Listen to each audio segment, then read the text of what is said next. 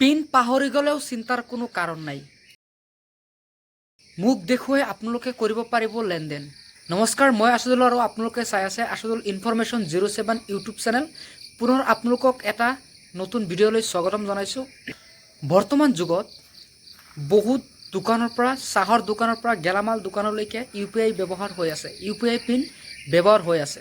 2025 চনৰ জুলাই মাহত প্ৰায় 1900 কোটিৰো অধিক UPI লেনদেন কৰা হৈছে। আৰু এইটো মাহত চলিত মাহতেই প্ৰায় গেলামালৰ দোকানৰ পৰা একদম ছুপাৰ মাৰ্কেটত 300ৰো অধিক লেনদেন কৰা হৈছে UPIৰ জৰিয়তে। চ' ধৰি লওক আপুনি কোনো এটা দোকানৰ পৰা বা শ্বপিং মলত বস্তু কিনিবলৈ যাওঁতে যদি আপোনালোকৰ UPI লেনদেনত অসুবিধা হয় বা আপুনি যদি UPI পিন পাহৰি যায়, তেনেহ'লে চিন্তাৰ কোনো কাৰণ নাই। এইবাৰ NPCI লৈ আহিছে এটা বিশেষ উদ্যোগ, তেওঁলোকে এটা বিশেষ ব্যৱস্থা কৰিছে। আৰু সেই NPCI এটা কথা উল্লেখ কৰি দিছে যে যদি আপোনালোকে বা দোকানৰ পৰা বস্তু কিনিবলৈ যাওঁতে যদি কোনো অসুবিধা হয়, পিনৰ পাহৰি যায়, তেনেহ'লে আপোনালোকৰ আঙুলিৰ ছাপ বা মুক্ত চিনাক্তকৰণ কৰি আপোনালোকে যিকোনো লেনদেন কৰিব পাৰিব।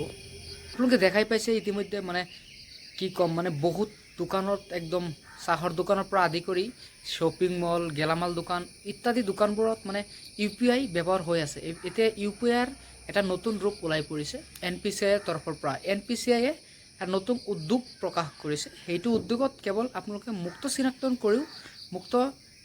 চিনাক্তকৰণ কৰিও বা আঙুলিৰ ছাপ প্ৰয়োগ কৰি আপোনালোকে লেনদেনটো কৰিব পাৰিব। বৰ্তমান দেখা পোৱা যায় যে বহুত মানুহেই মানে বিভিন্ন দোকানৰ পৰা শ্বপিং মলত বা ছুপাৰ মাৰ্কেটত মানে শ্বপিং কৰি কাপোৰ কিনি বা যিকোনো বস্তু কিনি তেওঁলোকে পিন পাহৰি যায় বা বিভিন্ন ধৰণৰ সমস্যাত ভুগিব লগা হয়। চ' সেইকাৰণে এতিয়াৰ পৰা কোনো ধৰণৰ চিন্তাৰ কাৰণ নাই। NPCIয়ে আপোনালোকৰ সকলো সমস্যা সমাধান কৰি দিছে। আপোনালোকে কেৱল যদি পিন পাহৰি যায়, কেৱল মুখখন দেখুৱাই আনহাতে আঙুলিৰ ছাপটো দি আপোনালোকে এতিয়াৰ পৰা যিকোনো লেনদেন UPIৰ জৰিয়তে কৰিব পাৰিব।